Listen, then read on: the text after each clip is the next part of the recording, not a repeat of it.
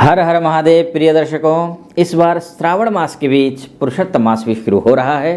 पुरुषोत्तम मास किसे कहते हैं, इस वर्ष ये कब से प्रारंभ हो रहा है और पुरुषोत्तम मास में करना क्या चाहिए और क्या नहीं करना चाहिए, आइए इस छोटे सी वीडियो में सब कुछ समझने की कोशिश करते हैं।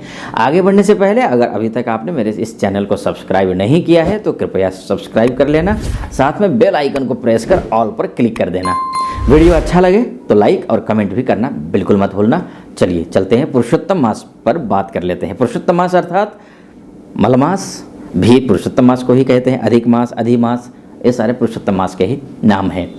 वर्ष 2023 के श्रावण मास के अंतर्गत ही अधिक मास अर्थात पुरुषोत्तम मास प्रारंभ हो रहा है। सावन का महीना 4 जुलाई से 31 अगस्त तक है, जबकि 18 जुलाई से पुरुषोत्तम मास प्रारंभ हो जाएगा, जो कि 16 अगस्त तक रहने वाला है पुरुषोत्तम महीना। श्रावण मास में अधिक मास के जुड़ जाने के कारण इस बार श्रावण मास जो है वो 1 महीने का नहीं बल्कि 59 दिन का या लगभग 2 महीने का होगा, जिसमें 8 सोमवार होंगे।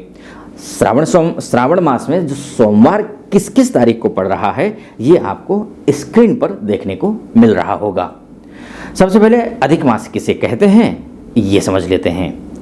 जिस महीने, संक्षिप्त में समझ लीजिए, जिस महीने सूर्य संक्रांति नहीं होती है उसे अधिक मास या अधिमास या पुरुषोत्तम मास कहा जाता है।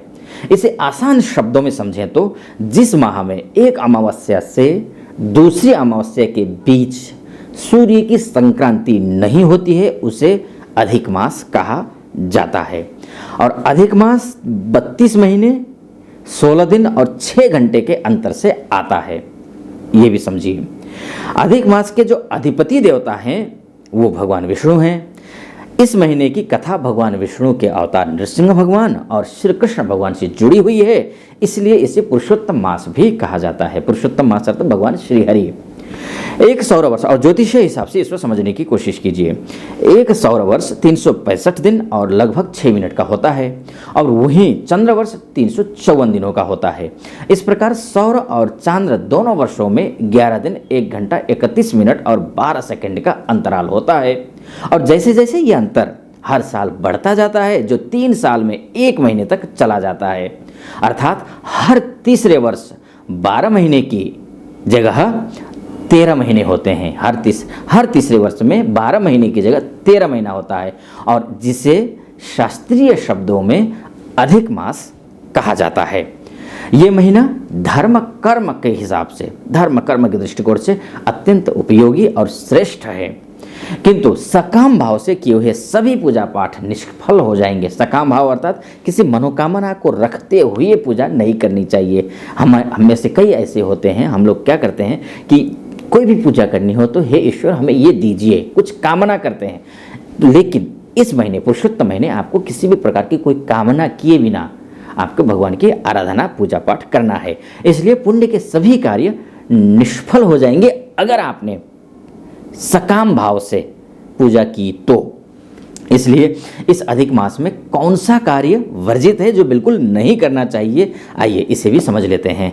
इस माह में सामान्य धार्मिक संस्कार जैसे कि विवाह करना हो, नामकरण करना हो, श्राद्ध करना हो, कर्णछेदन, देव प्रतिष्ठा, नामकरण, यज्ञोपवीत संस्कार, गृह प्रवेश करना हो या फिर नई कीमती वस्तुओं की खरीदारी करना बिल्कुल भी वर्जित है, ये नहीं करना चाहिए। किंतु विवाह तय करना, सगाई करना, यात्रा करना, साझेदारी के लिए कार्य करना, मुकदमा लगाना, बीज बोना, वृक्ष लगाना, दान देना, सार्वजनिक हित के लिए कार्य करना, भूमि घर इत्यादि खरीदने के लिए एडवांस देना या लेन देन करना, इसमें कोई दोष नहीं है, ये आप आराम से कर सकते हैं। अर्थात ये कार्य शुभ योग शुभ मुहूर्त देखकर कर सकते हैं आप।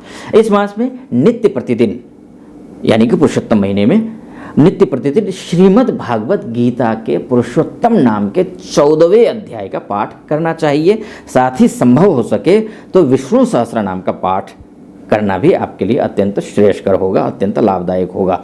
अगर मानकर चलिए कि ये दोनों ही नहीं कर पाते हैं, संस्कृत से आपका लेना देना नहीं है या फिर आपका उच्चारण उतना अच्छा नहीं है, नहीं पढ़ पा रहे हैं, तो ऐसी स्थिति में आपको ओम नमो भगवते वासुदेवाय इस 12 अक्षर का मंत्र प्रतिदिन आपको 108 बार जप करना चाहिए, जिससे भगवान विष्णु को विष्णु की सानिध्य आप पा सके, उनका कृपा पा सके।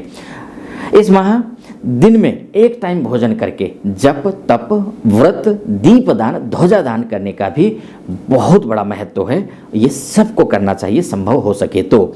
इस माह में विशेषकर रोग निवृत्ति के अनुष्ठान, ऋण मुक्ति के अनुष्ठान, शल्य क्रिया, गर्भाधान, पुंसवन, सीमांत जैसे संस्कार किए जा सकते हैं। और अब ये जान लेते हैं कौन सा काम है जो बिल्कुल भी नहीं करना चाहिए।